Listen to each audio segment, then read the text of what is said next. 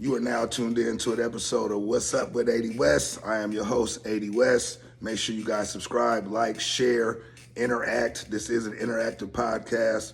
I do a lot of Q&A straight from my Instagram. All platforms is What's Up with 80 West. And, we just want to get back to the people, man, and let the people be heard, man, and, get their opinions on different issues and different events and things that are taking place in life.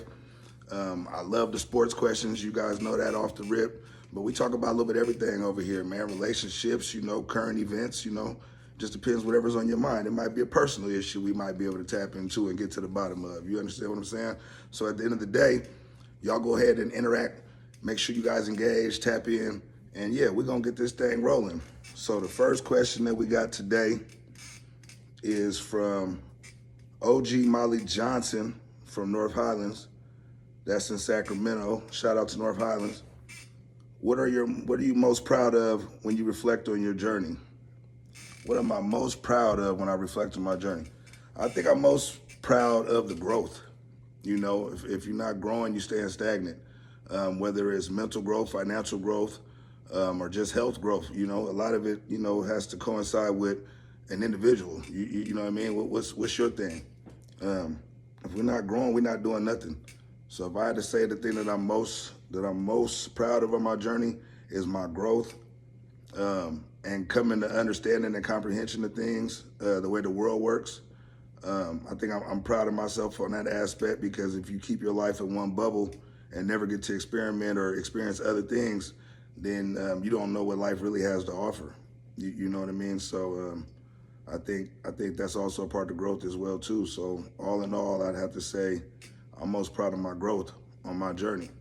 I think everybody has different goals, different things in life, and that they come across while they're on their journey, and that's what makes everybody's journey unique. You know what I mean? So enjoy the journey, enjoy the process, because the destination is the end goal. After the destination, ain't nothing else after that. So we got to enjoy the journey.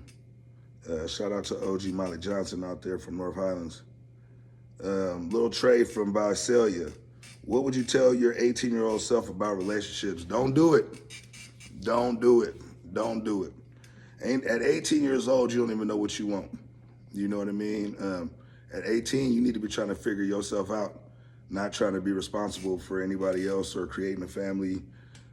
My suggestion to be with any 18, I have sons that age, and I tell them the same thing. Don't get caught up in, trying to be in a relationship early. Enjoy your life. You know what I'm saying? You got a whole life ahead of you. Because one thing I do know about being on the journey and had been that age, what you like at 28, what you liked at 18, you probably might not like at 28. And then by the time you get to 35, you probably gonna have a whole another agenda, another whole different direction of what it is that you like. So don't jump into nothing too early. I think that's a problem with this generation, is everybody wants to feel some type of, feel responsible to be in some type of connection with somebody, and let those things happen organically. You know what I mean? Especially for you youngsters, because when we're younger, we make mistakes. We don't think about it. We just moving and grooving.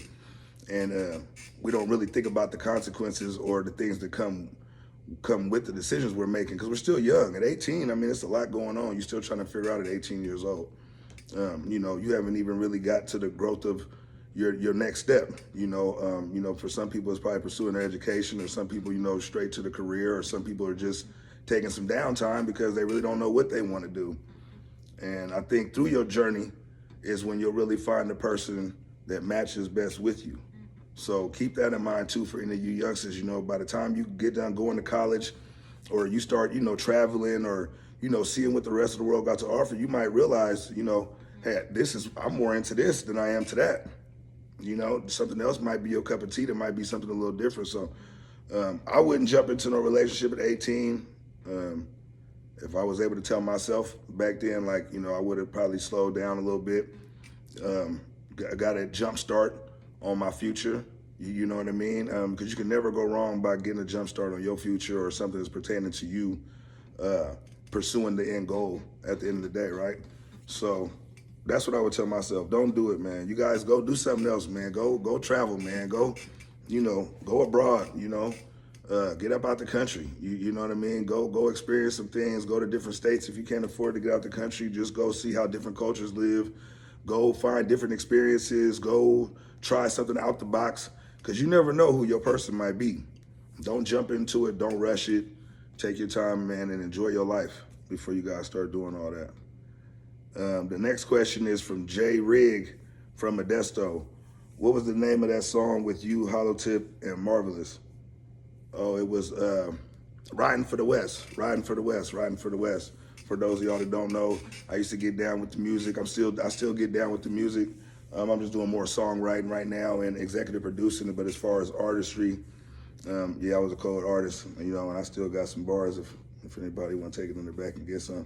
That was a good time. Shout out to Hollowtip. Shout out to Marvelous. Two Sacramento legends. Yeah, man, just keeping the game going, man. It's a good get down whenever you can link with real people and get out there and get some exposure with the people that believe in you or whatnot, and or people that you even your peers, people that that you revere as well too. So yeah, those were some good times, man. If any of y'all doing any music, man, tap in. We might be able to put something together too as well too. Like I say, I'll do a lot of songwriting. Anybody out there trying to get a song wrote for them, I do a lot of songs. We got a couple projects coming out under our label, 80 West Presents. So yeah, we got some stuff in the works, man. We've been working. We've been working. But as far as just straight artistry, nah, I'm just, I'm more on the background end of it now. But I still enjoy the music. It's a craft, Make sure y'all go get that, man. That's that Riding for the West. Go grab that 80 West, No Compromise. It's a bunch of stuff out there. Just pull it up. Go to Spotify or wherever you listen to, whatever your platform is. You listen to your music, and you guys can get a dose of that as well. Terry B from Galveston. Do you think Mike Tomlin will coach again? Football questions. Y'all know that's my thing, man. I love some football. I think he will, but it's got to be the right fit, man. Mike Tomlin was a hell of a coach. Mike Tomlin really inspired a lot of people. Man, he never had a losing season. Think about it. I think it was 19 years he was there, never had a losing season. And, I know they kind of sugarcoated it up. They parted ways or whatnot, but, at least they gave him his respect to say that, he stepped down. The standard in Pittsburgh is nothing to mess around with. That's like a pioneer franchise in football. They got 6 championships. They're one of the staples of the NFL. When the Steelers is playing good football, it's good football going on, whether I like them or not, Everybody know me, I'm a Niner fan. But we ain't gonna get into that right now. But yeah, man, the Steelers, Mike Tomlin, he did a good, they only had 3 coaches in their whole time even operating. So that was a big deal for him to be there as long as he was, and he was successful. He won a Super Bowl. I think he won one, and I think he lost one. I know he won one for sure. You know what I mean? In the time that he was there. But yeah, man, I think he'll coach again.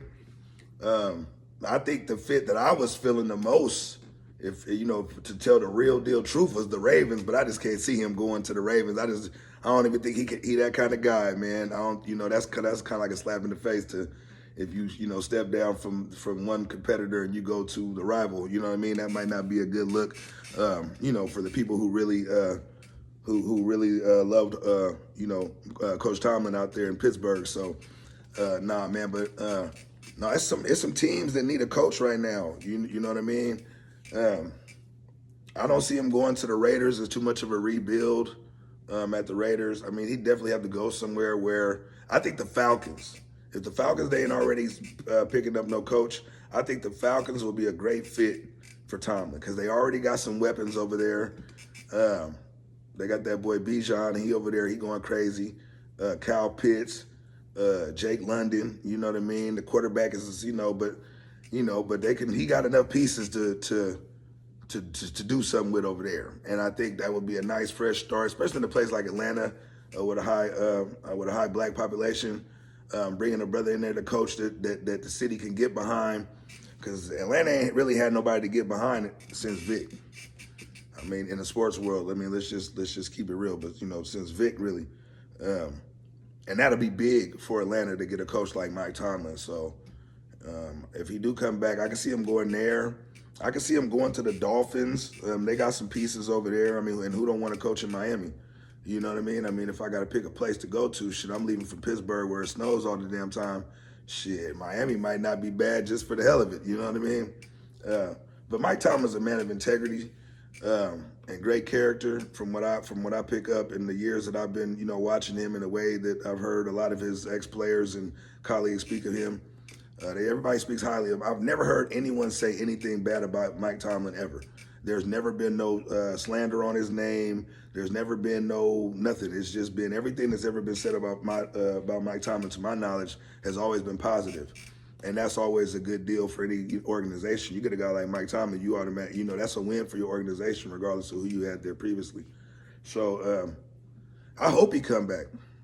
I hope he come back, man. I hope he come back, because the game is better when you got the veteran guys in that are teaching these young guys, how to operate and how to maneuver and how to be a leader of men and things of that nature. You know what I mean? It's good to have some seasoned vets in there, and especially on a team that's like right on the verge of winning. You know what I mean? Sometimes you just need that one more oomph to get you over the hump. I mean, look at the Texans. Since DeMeco got there, they've been looking good.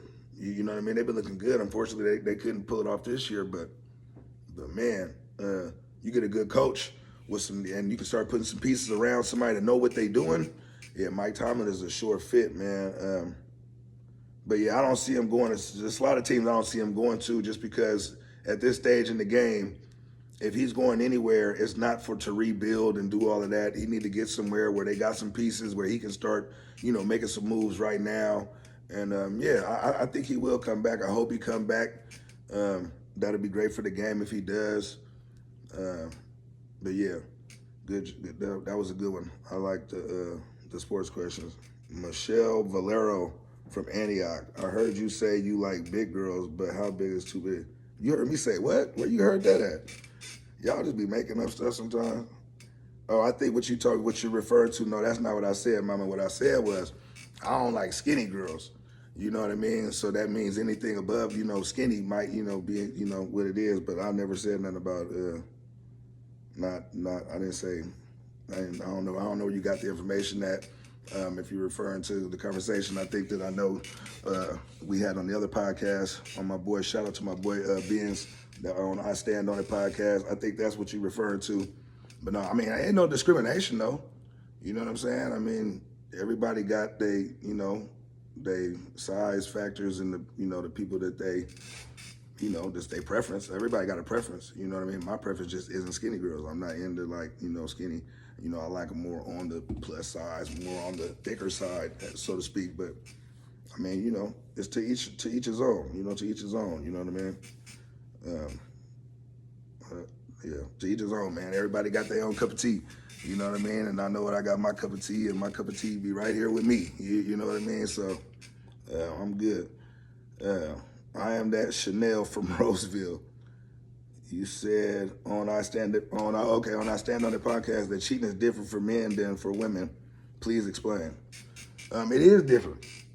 Not saying that it's right or wrong, but I'm saying just the actual action of it. I think for men, because we're more visual creatures, and we have, we can detach from things of that nature without it being an emotional attachment. But that don't make it right, though. That definitely don't make it right. So I hope nobody thinking that I'm saying that it's okay because you're a man to cheat. What I was saying was, as a man and women are cheating is different. Usually when a woman cheat, it's because her emotional attachment is disconnect from the man that she's with. And somewhere along the line, the emotional part detached, and the emotional part is deeper than the physical part. I mean, I think everybody know that. So for men, we can, have a physical relationship with somebody, but not really have that emotional attachment. Whereas women, it's usually vice versa. And I can't speak for everybody. Some women might be able to have, it's a lot of women I'm sure that do. They don't have to have probably emotional attachment, but for the most part, with women, it's emotional. You know what I mean? So if a woman has an emotional attachment with another fella, you know what I mean? Then you know what I mean? that might be where she end up going if she's not emotional, if she loses her emotional attraction from the person that she might be with, as far as cheating goes. You know what I mean? But don't cheat, y'all. Don't cheat. I'll tell y'all now, don't cheat. It ain't cool to cheat. So I don't want nobody to take that comment and run left with it. Cheating is not cool. You know, at a certain age, you should be able just to move on. Don't hold people up. You know what I'm saying? Because you know you want to play both sides of the fence. That's not cool. You know, if you just in a real life situation with somebody that's invested in you and you know, maybe y'all going through a rough time or whatever, don't cheat though. Cheating ain't gonna help nothing out. You know, you either leave the person or you try to work it out if it's worth working out. You know what I mean? So don't take my comments and run with them and say, Eddie West said it's cool for niggas to cheat. I ain't said that. that ain't what I said. What I said was it's different, just based off of emotional attachment. Who is that? I am that Chanel from Roseville. My mission, my vision from Sacramento. As a 49er fan, do you feel, here we go. As a 49er fan, do you feel like the Raiders and the 49ers is a football rivalry or a Bay Area rivalry? Man, fuck the Raiders. Nah, all bullshit aside, all bullshit aside, that was a Bay Area rival. You know what I'm saying? It was a California rival, a Bay Area rival. More than anything else, it was a Bay Area rival.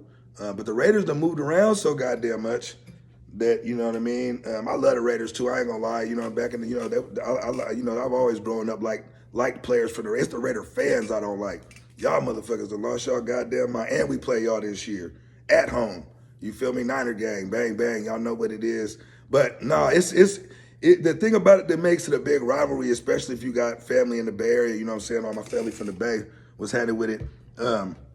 Some of my family, we, you know, from Frisco, we was all Niner fans, you know, growing up, and that's what it was. And then we got a lot of families from Oakland or from Richmond or whatnot that's all Raider fans. You know what I mean? And even vice versa. It's some family that's from the city, that's from Frisco, that's Raider fans. It ain't that many of them, but we got a lot of family that may live in other parts in the Bay Area that are 49er fans too. So when you got family members that grew up loving one team or the other, it creates the rivalry. That's where the rivalry is created because they're so close. You got to remember they're right across the bridge from each other.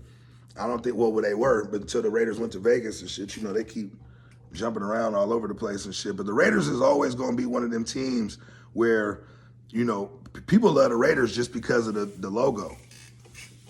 You know what I mean? Like back when we was coming up, boy, in the late 80s, early 90s, if you had a Raiders hat on or anything, it stood for something. Like, you know what I mean? It was kind of damn near a badge of honor just because everybody knew the Raiders was like the bullies of the NFL or the blackball ones from the NFL. So it was like the Raiders logo kind of signifies something. That's why Cube and them used to rock them back in the day. NWA and them used to rock the Raiders with the LA Kings hockey team and the black and gold. Because, I mean, just look how the Raiders come.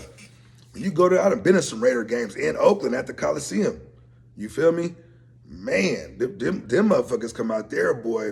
You think you coming to a gang initiation the way them motherfuckers be out there, boy. They be Raider fans. And it be a lot of Raider fans don't even like football. They just like the Raider shit. You know what I mean? But them motherfuckers be out there, boy. The Raider fans ain't no joke. But y'all delusional too. You know what I mean? Y'all, you know, it's them kind of fans that they know they ain't shit. You know what I mean? They know their team ain't shit. But the way they go about it, you would think that they was winning every year. You know what I mean? The way they go about it, they talk shit like they, you know, like they done won a division in the last 10 years. They ain't won it. I don't even think they won their goddamn division in over 10 years. But say that to say this, you know, it will always be a Bay Area rival because people was born into that. Just like LA can always state a claim. If you're from LA and you were a big time Raiders fan, you can, you know, that's always gonna be accepted and understood. Especially if you're from Oakland and now Las Vegas. So they done kept it on the West Coast, which has been cool. You know what I mean? Because then that way, you know, because Vegas ain't that far from LA and the Bay ain't that far from Vegas either. So for a lot of people, I got a lot of people that's Raider fans that, you know, they still go to the home games all the way out there in Vegas. You know what I mean? So they got a good, but this bang bang though. You feel me? Niner gang, yeah, they was ass. We pulled some bullshit. I wasn't happy with the way shit played out. But we did our shit though for a team that half our guys was injured. Like we lost starters for the season. We had to play with the backup quarterback. I think he went 3-1 or whatnot or whatever the deal is. Man, nobody expected us to be where we was at. You know what I mean? And them goddamn Seahawks, I mean, they did their thing, man. They did their thing, man. I can't sit up here in front or do none of that. My brother and my sister are Seahawks fan. They out there in SeaTac. I don't want to hear nothing about y'all, none of that shit. So we go back and forth with that rivalry with the Niners and the Seahawks. But them damn Seahawks, man, they gonna win the Super Bowl, man. It ain't even nothing left to talk about. They gonna whip the Rams, and then they gonna whip the Patriots because the Broncos ain't finna beat the Patriots. I don't see the Broncos beating the Patriots without Bo Nix. Stranger things have happened. The Broncos do got a hell of a defense. You know what I mean? They got a hell of a defense, so he might have your boy Drake May on a run. You know what I'm saying? They got a defense, man. You know what I'm saying? The boys coming off them edges and getting up in that backfield, shutting stuff down. Defense is what's going to win championships, but I don't think the Broncos defense or the Patriots defense is better than the goddamn Seahawks defense. Them motherfuckers was insane. That shit didn't make no sense. You know what I mean? But we stood tall, man. We stood our own, man.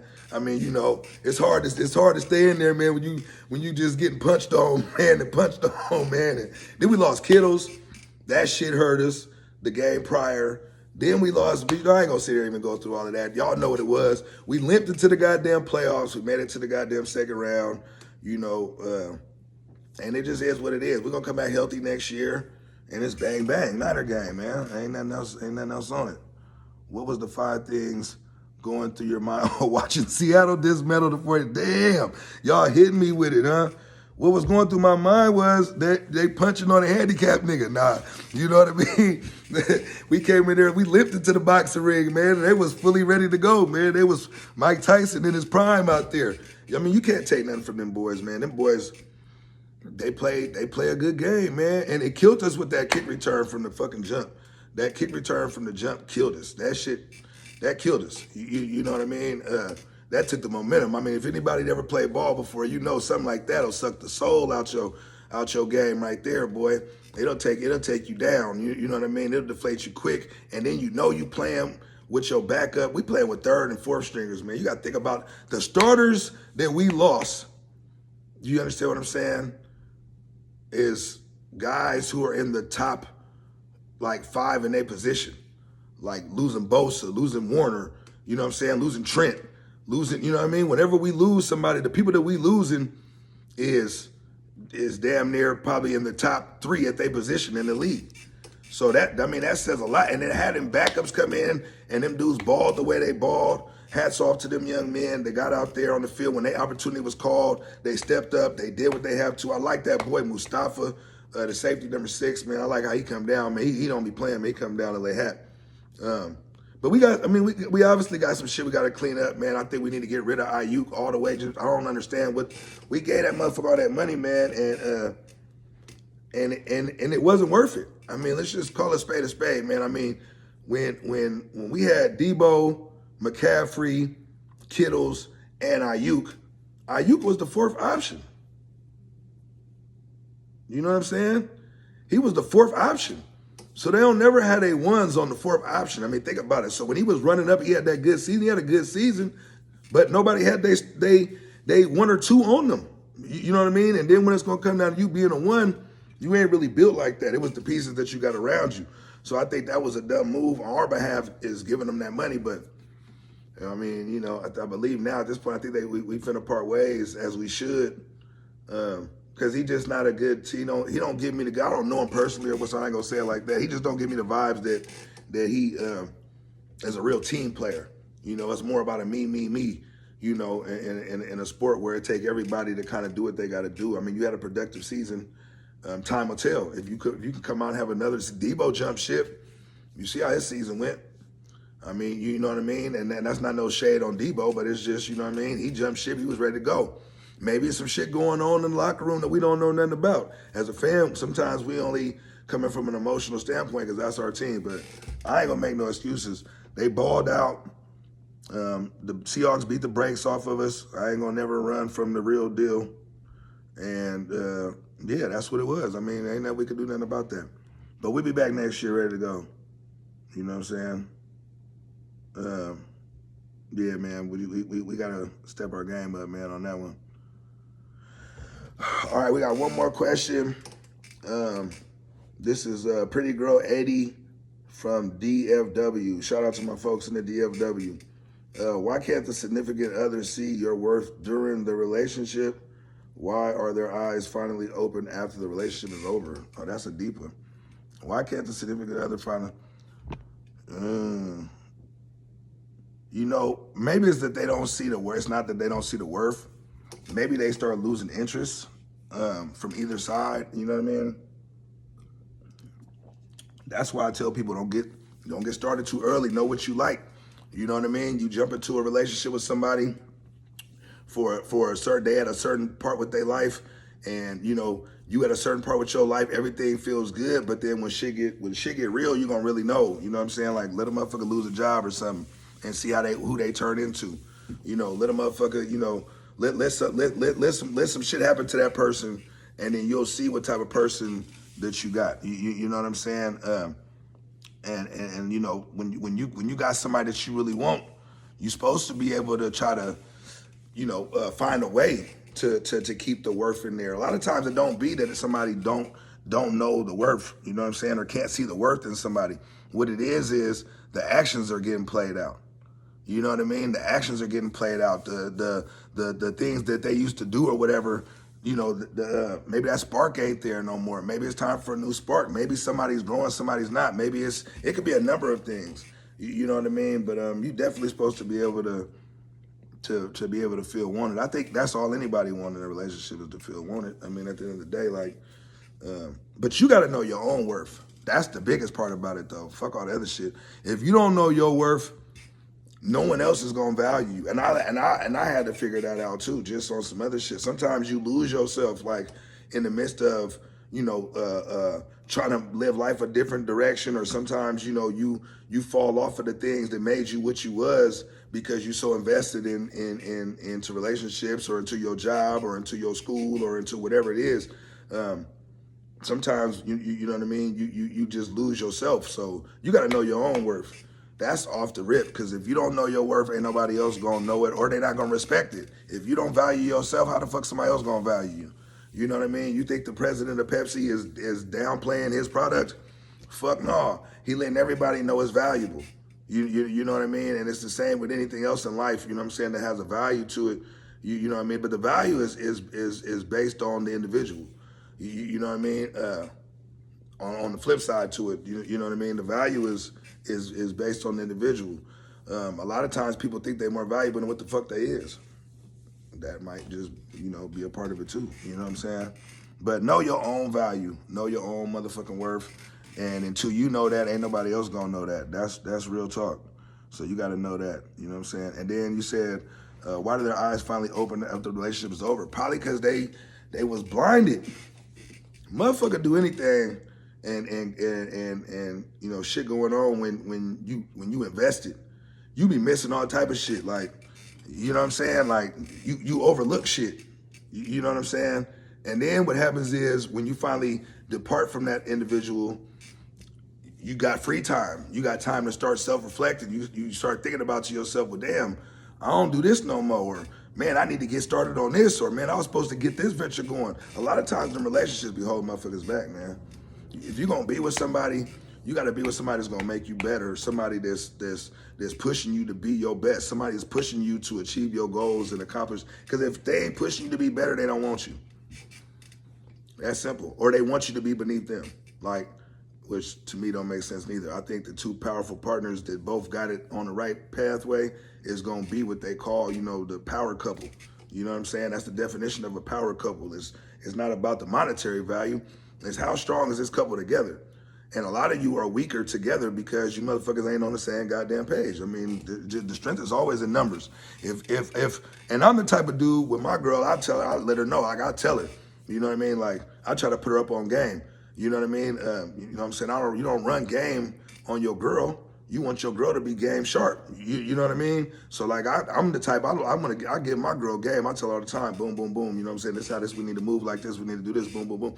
You supposed to do that. So that way now she just as sharp as you and y'all sharpen. They always say iron sharpens iron. You know what I mean? So you want to have somebody that's evenly yoked. You know what I'm saying? Like I always say, man, if the couples ain't evenly yoked, then obviously somebody finna get scrambled. You know what I'm saying? It don't never work out the way it's supposed to when it go like that. So if your partner, you and your partner is evenly yoked, you know what I'm saying? Don't nobody get scrambled, man. Y'all know what it is. But know your worth. You know what I'm saying? Don't let nobody hold you back. You know what I'm saying? Go after whatever it is. If you really with somebody who really care about you, they want to see you win too. Always remember that. Anybody who you really fuck with, they really fucking with you, they want to see you win. You know what I mean? So keep that in mind when you guys are on your journey, you know, looking for your soulmates or what have you.